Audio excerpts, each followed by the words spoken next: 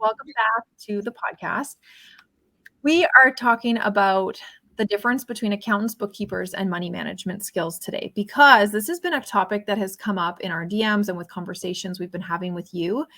And the lack of just information about how to utilize an accountant versus a bookkeeper and why you still need money management in your business, in your personal life, and just the value of each and how to best utilize each to your profitability of your business at the end of the day, and also the profitability of just you as a human being in your family and your personal finances.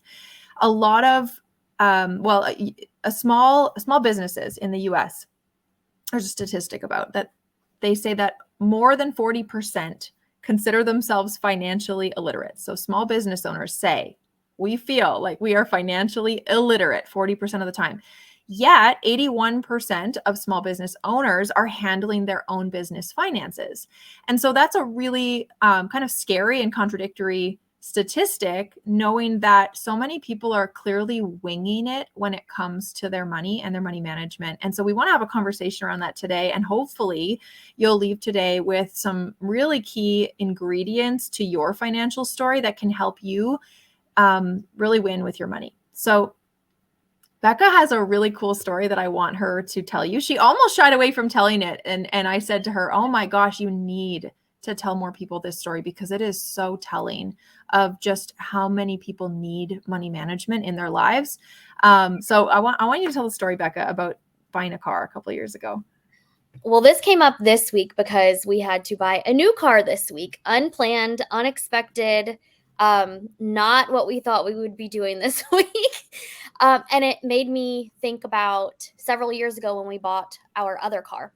The car that I drive, we were at the dealership and, they go through all your financials, they get your credit score, all of those things. Well, he asked me what I did, and I told him that I was a financial coach. And I know in his brain he heard financial advisor. And there's a huge difference, and yet people don't know the difference, right? But he came back and he said that he had never seen anyone in the financial industry with their finances so together and with a credit score that high. That typically he sees that their credit scores are the lowest. And this is just in the dealership, right? Okay. And they see a lot of people, their credit scores are the lowest and their finances are just a mess. That doesn't mean that they don't have money. It just means that everything is unorganized. It's messy. And so he was blown away at all of the information that I had ready and organized for him and the credit score. And I was blown away that that was a thing. I had never considered that before. So we were talking about this. I didn't want to share that story, and I don't know why. I don't know why. But we were Marley and I were talking about that this week, back and forth, in light of us having to buy a car. And I was reading some statistics this week because we've had conversations and I want to have some evidence or just some honest data to give people about what is happening specifically in the US with small businesses. By the way, small businesses in the US, 41% of them are owned by women. 41%, almost half, which this means it is crucial for you to know what's going on with your money, because we are coming up on the halfway mark of owning half of the businesses in the US. We have an obligation to know what's going on with our money, right? So as I was studying and looking at statistics, the top stressor, one of the top stressors for business owners includes managing their personal finances. Personal finances. This doesn't even say the business finances. Their personal finances are giving them so much stress that it's hard for them to run their business. And we see this all the time with our clients. And it should not have to be this way. It doesn't have to be this way. So today, we're going to talk about the difference between all three accountants, bookkeepers and money management. What do each of those roles, like what do they do? What role do they play in your business? What role do they play in your personal finances? And how you can decide what you need for your business and for your finances. Um, I'm just going to give you like a disclaimer. Bookkeepers and accountants do not typically help you manage your personal finances. And I want you to hear this. It's really important. You're going to get way more out of your accountant and bookkeeper if you have them when you feel confident in your money management and how to analyze the numbers and the data that they provide for you. So, Marley, in our words and your words, tell us what an accountant is and what they do. Yeah, I'm going to get to that. I want to jump back 1 minute to your story. I'm going to tell you why I think you're hesitant to share that story, because I think this is really important. Number one, you don't want to toot your own horn a little bit, but I said, Becca, you have to tell our audience that because it gives you so much integrity in what you teach. And I think that you were surprised because what you do with your money when you got it in control, it feels so simple to you now. And so you were like, wow, it's that good. Like it's that simple to get to a place where I have a really great credit score and I know my numbers. It didn't feel like some grand big thing, I'm assuming, for you, right? So that's why it can feel a little bit like you said it was kind of shocking to you. But it's because it's become such a part of who you are and what you do every day. It's a habit that you have now. And it is simple when you put the time in. So like it's such a pat on the back to you that you got to that place, and then you were kind of given a kudos from somebody that sees a lot of people and their financial situation. And the second part I think that it made us hesitant even just to have this conversation today is because we're not here to like knock bookkeepers and accountants. What we are here to do is tell you, in our experience as business owners, we've both owned multiple businesses. We've both had these people supporting us when we didn't know our numbers and when we did, and the difference that like I personally have seen in what they, not just what's on paper that they're capable of doing, but then what you actually utilize them for. So that's what we're going to talk about today. So that actually is a great segue into this conversation about what is an accountant in our words and our experience. Is there anything you want to add to that, Becca? I kind of put you on the spot there. No, I actually think that is dead on. It was shocking to me that he thought that that was shocking. I was floored by that. And I remember thinking, how can people in the financial industry get away with helping others with money and not doing any of those things themselves? Like that does not feel good for me. And it does go back to integrity. I want to always live in integrity. I want to teach in integrity. I want to coach in integrity. So I think I had never thought about that, but you're right. I was floored that other people wouldn't have their finances together, that are teaching other people how to do their finances. Right. And this is even something that I would love to share. I said to Becca last week, I feel like my money has gotten messy again. And like, oh, what's she gonna, like, Yes. what? Yes. But I said, I was sitting with that because I was like, oh man, that doesn't make me feel good as the kind of coach that I am in business and in finance. But I've also started brand new businesses in the last year, and not just one. Like my husband and I we have a rental. We started a new waste management business. I have my own online coaching business. So we are I'm not only starting new businesses, I'm also learning bookkeeping. And so we're going to have this conversation today, but I think it's really important because bookkeeping is so different than money management and then what I have done in the past in the work that I've done with my accountant. So I'm learning a whole new language. Bookkeeping is a language. I'm learning so many new things. I'm implementing them. And every one of my books, every one of my businesses is unique. Yeah. So I share that because you have to give yourself time. It's going to take me a year to not only get the books where I want them to be, but to feel really solid in them. I remember at the beginning of our waste management business, I was like, Becca, every month when I go to do my invoicing and my bookkeeping, I'm making edits and I'm getting just 1% better, 1% more, just feeling like I really love the system that I'm using, and I'm making it work for that business because it's unique to the other businesses that I had my books all buttoned up with. It wasn't a copy paste. And that's the beauty of getting a tool and then knowing how to make it work for you and what works for your business. So I won't go down that whole rabbit hole because that's like a whole, the done for you versus done with you conversation that we've been having a lot over on Instagram. But let's talk about accountants and what they do. So in our words, our experience, an accountant helps you minimize your tax liability, and they know, how much you owe the government in taxes at the end of the year. And their job is to help you look at your revenue, look at your expenses, and maximize your deductions and maximize how you have your business set up legally, financially, so that you can keep the most of your money legally. That's their job. That's their goal. There's a few ways to utilize them. Do you want to share some of those, Becca? Yeah. So specifically for me, I'll speak from my experience. I do have an accountant. She does my business taxes and our personal taxes. But it wasn't until I understood my numbers and what that meant for me and what that could mean for my family. It wasn't until then that I understood how to really utilize my accountant, what questions to ask her, how to like plan futuristically. So if you've done your Clifton Strengths, my top is futuristic. So I always want to know in the future, how is this going to affect me? So now I get to ask those questions and I get to understand her answer, more importantly. But that's because I understand what the numbers are saying and I understand what she is saying when she's talking about the numbers. I have not used her. She helps me know exactly how much I need to pay in taxes.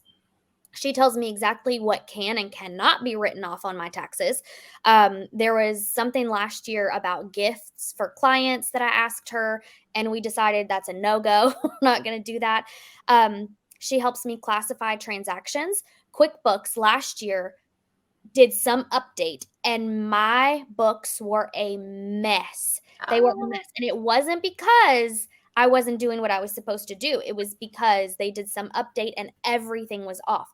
Sydney was able to go in and tell me exactly what was missing, what was out of place, and help me put that back in order so that it would be easy for her to do taxes. Like snap of the finger. Well, it's not snap of the finger for her, but snap of the finger for me. Like, here's my information, Sydney. Tell me when it's done. Tell me how much I owe. And she's given me really solid advice on how to register my business, when it's time to register it in a different way. Do I need to add a partner do I need to add my husband as partner to this business to lower tax liability? So they have so many roles that they can play, and it's up to you to understand how you can utilize an accountant and what benefit they can give you and your business and your personal finances at the end of the day. Because what I don't have to pay in taxes, I get to keep and use for my family. Yeah. Yeah. Okay. You said something. You said you need to know what questions to ask your accountant. And I want to go even one step further. Your job is to have the confidence to ask your accountant questions. So like, I remember as a new business owner walking into my accountant's office for the first time and being mortified, like so worried that I was going to look stupid or that I wasn't going to understand something he said to me or that I wasn't going to know what question, or I was going to look silly if I asked the questions that I had. And so what I found is that when I went in there and I had my numbers with me, that alone, I was like, I don't know, do I have everything I need? I'm really new to this and I'm nervous. And I just put it out there for him. And he was like, you're fine. You're fine. Most people come in with like a plastic bag with some receipts in it and it's a mess. And I had a spreadsheet.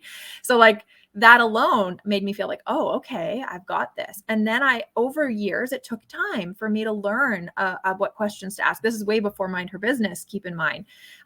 Since Mind Her Business, because I was one of the original students that went through the program, like I had so much confidence going into my accountant's office for tax season. Like I was excited. I was like, oh, I got so many questions to ask. I'm organized. I got this all. And it just changed how I felt about myself as a business owner, having the tools and knowing what questions to ask. And so I know that is a big fear of a lot of business owners, is just looking silly, not knowing what questions to ask and being put on the spot and then not being confident enough to say, I'm not sure what that means. Can you explain that to me? And feeling confident in what you don't know and being able to ask for that support. Yeah. That was huge for me because that was one of the biggest fears that I had, was just walking into my accountant's office and feeling confident and not looking silly, like a silly little business owner. I didn't want to feel that way with a new business. So that was such a comprehensive list of the ways that you can utilize your accountant. And money management, when you know your numbers, that's when you can start to know what questions to ask them and how to have those conversations with them. So let's jump to bookkeeping, Becca.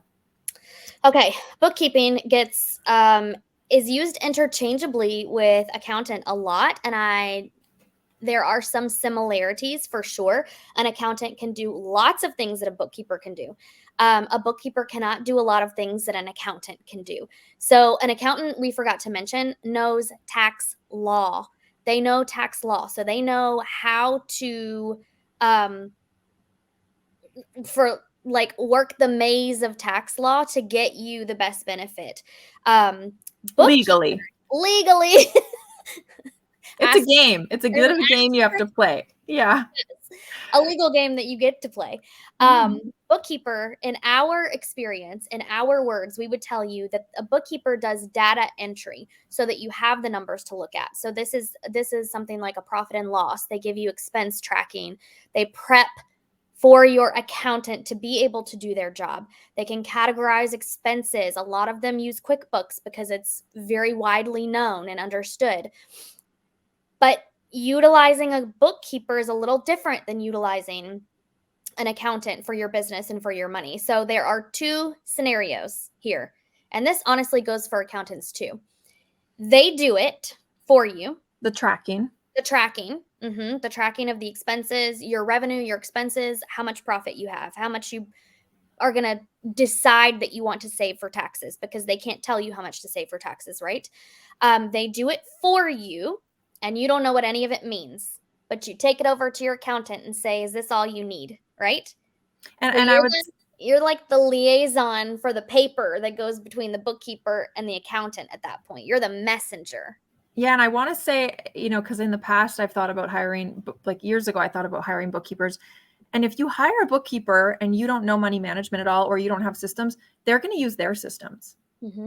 So then you're going to have to hope that their system is something that is going to make sense for your brain, that you're going to be able to understand how to read and how to look at all that information and analyze it. So when you just pass it off and have someone else do it and you don't know what it means, you also might not even understand their systems. Right.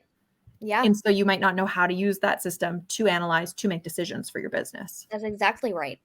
In the other scenario, they do the tracking still, and you know how to use the data that they're giving you and that they are collecting. You know how to use it. So I know Sarah was on the podcast last episode. Marley, I want you to tell us what she said, because I think she said it in the podcast maybe, but this blew us away. Yeah, she said that it was just the act of physically putting her numbers into her spreadsheets that made her feel so I'm paraphrasing, but so in control of her numbers and so confident in what was going on with her money, and just really eye-opening to seeing what was coming, what was going, how much, how little, when. Just that act, she said, of opening up her bank account and tracking her money, tracking her numbers, was really, really eye-opening to like the pulse of her business and her personal money and what was going on. It gave her such a clear picture of what was happening, which then, she said it also then made her realize, number one, the sky is not falling, which almost every client that comes to us, whether they're making really good money or not, thinks the sky is falling and that it's going to be really bad.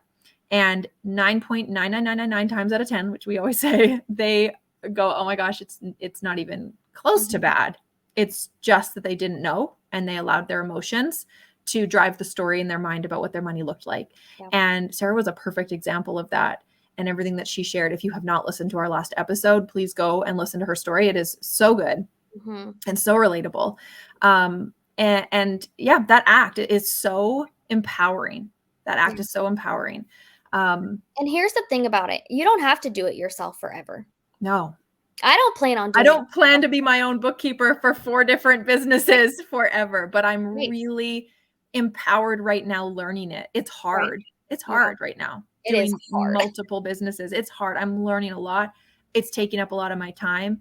I don't want to be doing them, but I want the knowledge. I want to be in it. I want to know exactly what's happening so that when I do outsource it, I feel so in control and so aware of what they're doing exactly and how I want it done for my businesses. Right.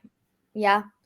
So in summary, your job, whether you're using an accountant or a bookkeeper or both, your job is to know the numbers and know money enough, well enough to be able to ask your questions, to be confident enough to strategize with your accountant and your bookkeeper. And just we have clients who come to us that already have an accountant, already have a bookkeeper. Some of them have both.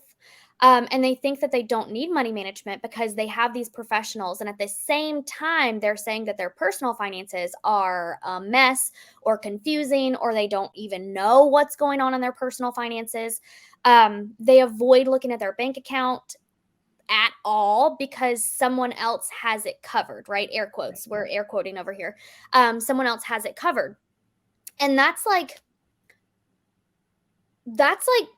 wanting to take control of your health and wellness, and someone saying, well, I'll cook your meals for you and I'll write your workout plan for you, right? But you actually have to understand what you're eating and what the workouts are, and you have to do them.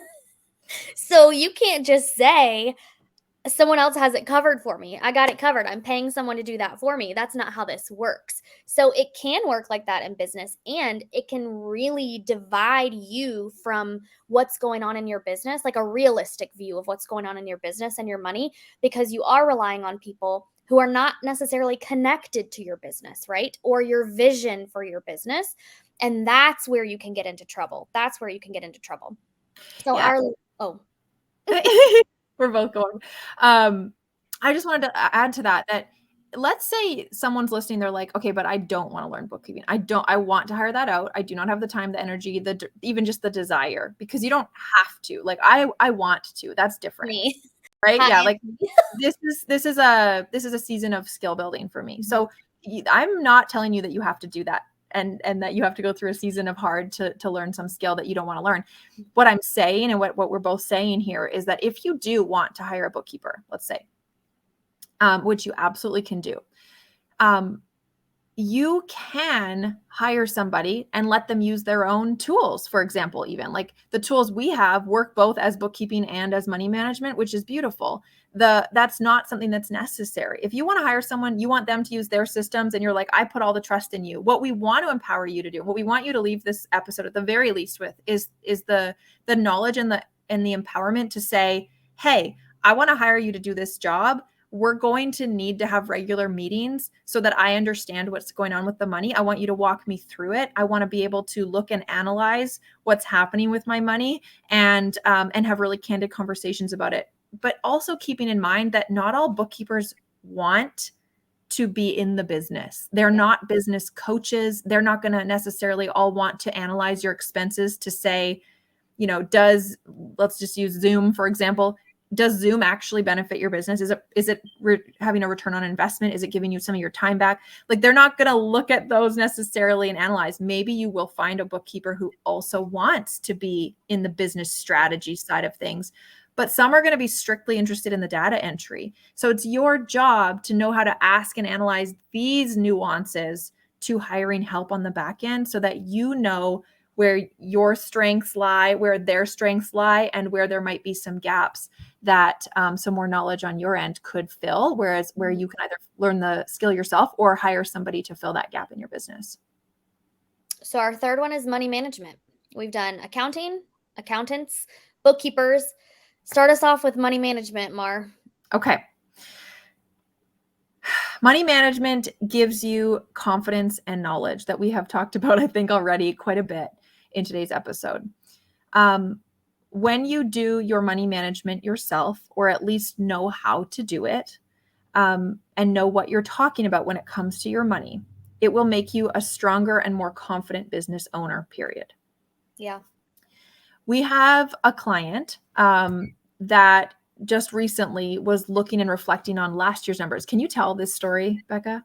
Yeah. So she messaged me just yesterday, actually, and said she was looking at 2022's numbers. She wanted to compare what happened in 2022 versus what is currently happening in 2023. And she said, looking back on 2022's, no, that's really hard to say. Looking back on 2022's numbers, I thought I had no money. I thought I couldn't pay myself anything every single month. But now I see the money was there. I just didn't know it because I didn't have a handle on it and I didn't have any information to go off of.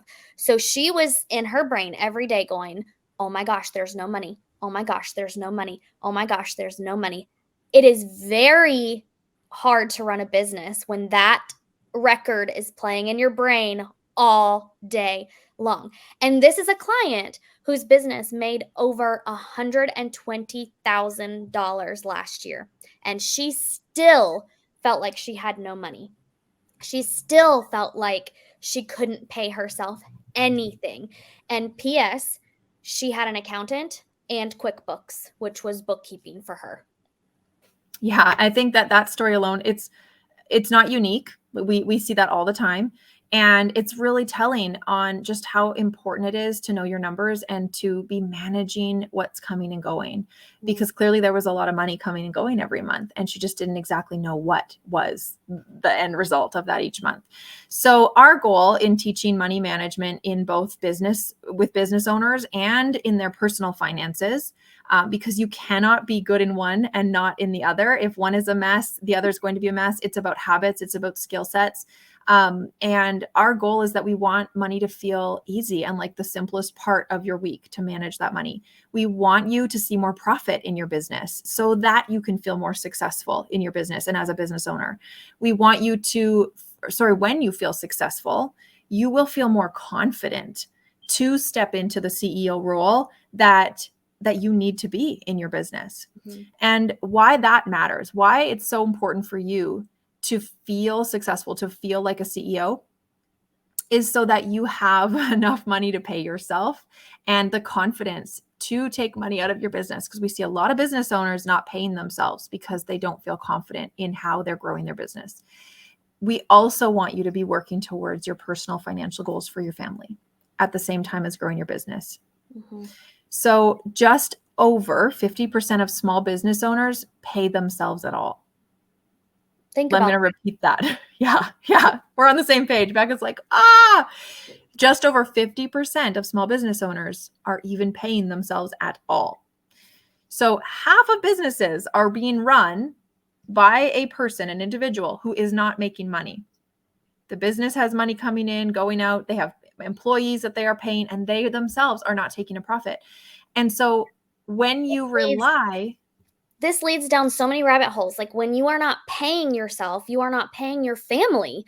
You are not helping your family. You're not providing the family what it needs to hit those financial goals that you dreamed of when you started that business. Because I know that's why you started that business, to have more time, more money, and to be able to be your own boss. And you have now... You are your own boss, but you're not paying yourself and you have a lot less time than you did before. And this is what we see all the time. Not paying yourself leads to burnout, not taking vacation, feeling like the business is failing. Feeling like the business is failing, even though it's making $120,000 a year. So, and I'm getting a little amped up here because I don't want that to be your reality. I don't want you to live there. I don't want you to get to that point. If you're not there, I don't ever want you to get to that point. So I'm going to loop it back. I'm going to come back from my tangent. Rein it in, Becca. Rein it in. My spicy side came out. When you rely solely on an accountant and or a bookkeeper, blindly, that means you don't know anything that's going on. You don't know anything about the numbers. You don't know anything about what's happening, right? Even if you're having meetings and just trusting them to bring up what they think needs to be brought up. Even if you're having meetings and all you hear is wah, wah, wah. When that's your reality, you are essentially asking them to be your CEO. So you have given up your role as CEO and you have let them take your place. I'm not saying that they can't be in your business, but you're looking for someone else to make decisions for you rather than supporting you in your decisions for your business that you started for your family, right? Exactly. Well said. Your job is to know your numbers, to look at the data, to make decisions based on that data rather than the emotions that you are currently feeling, because we all have those days, right? We were looking at CEOs. So the actual definition, like Webster dictionary definition for CEO, is the chief executive officer. Most of us know that, but it is the highest ranking person in a company, ultimately responsible for making managerial decisions. And so we went a little bit deeper and we researched what CEOs' job responsibilities were, right? So that's the title. You're the head person in charge, but what are your job responsibilities as a CEO? This is just a short list from a very long list that I found. A CEO job title means you are the head of your business. You have final decision-making power, right? You get to veto or yay votes all day long. You are responsible for articulating the mission and the purpose of this business.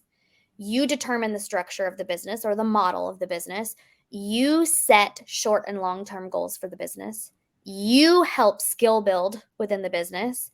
You are the face of your business. And last but 100% not least, you are responsible for the success or the net income profit of the business. You are responsible, not your bookkeeper, not your accountant. It's your responsibility as the CEO of your business. So in order to act out those roles that Becca listed out, to be the CEO of your business and of your life, you need data. And money management gives you the data on your revenue, your profit, your expenses, where sales are coming from, what offers are selling the best, what products, what service, what times of year, all the things that you need, all the data you need to make decisions comes from your money management. And money management is the fuel of decision making in your business, which means it provides you your capacity to grow your business and your ability to track and manage and make decisions with your money all ties in to your money management.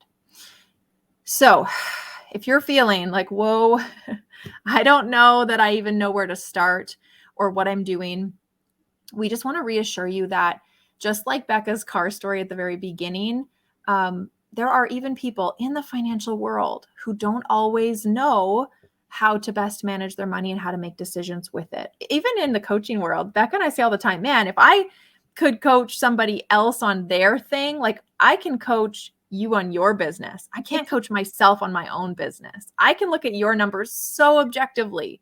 My numbers feel a little more personal. It's hard for me to look at them objectively. Mm-hmm. And so it's no different for people in the financial world. So we're not taking a shot at them. This is just the reality.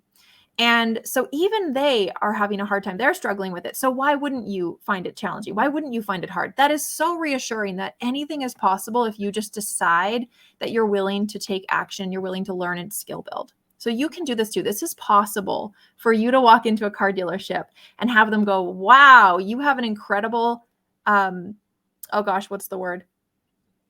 Score. Credit score. Credit score. You have an incredible credit score. You have your numbers. You are clearly very organized. You clearly know where you're at. You clearly know what you're capable of affording in that circumstance. And so then they're not going to try to take advantage of you. And so we want you to know that you just need a roadmap. You just need tools on how to manage your money, on how to implement the things that you need to be able to make decisions. And I think even more fascinating, what we have found in our work is that we have had multiple accountants come through our program. We've had bookkeepers come through our program, which was very surprising when they came to us. And we've had clients that have business degrees come through the program. So there are people of all kinds of different education levels, experience levels, industries that still don't have their numbers buttoned up. They still don't know how to manage their money. So it is okay if that's the place that you're in. It's okay if you're afraid to walk into your accountant's office like I was years ago. Yeah. So Big if breath. yeah, deep breath. This kind of was heavy today. This is a heavy subject and it's hard, right? But we promised that we would bring you the hard conversations because you are worth knowing what is happening in your business and your And you're finances. capable. And you are so capable. I am no different than you. Marley is no different than you. The difference is we maybe have said yes sooner than you have. We have been in it a little bit longer than you have, and that is okay because we are a few steps ahead of you. We can help you. We can help direct you for your next best step. If you've been pulled by this episode today, by like you feel like you need to get your numbers together, you need to get your finances organized before the new year, before 2024, right? You can start a clean slate today. You don't have to wait until January 1st. Our last round of Mind Her Business for 2023 is open for enrollment. It is open until the end of September, so September 30th. We would love to have a conversation with you to see if it is the next best step for you. Um, to have a conversation, just DM us, and we're going to save you a lot of time by asking you a few questions. And we're going to go from there and determine if Mind Her Business and money management skills are the next best step for you.